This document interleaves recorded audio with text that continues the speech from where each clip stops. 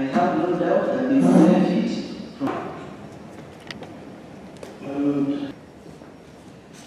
I welcome. That's how the decisions you can make what you call interest of justice. That's where substantive justice is. You have the power.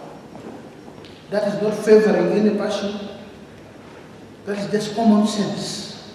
You cannot be a successful judicial officer if you do not understand the principles of the law of evidence.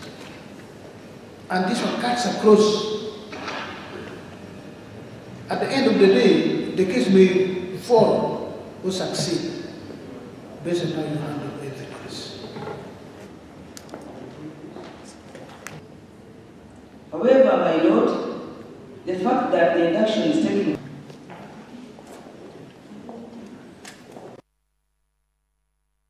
oli ku BBS Terefayina mawulire gy'otobadde bwe tweyongerayo minisita omubeezi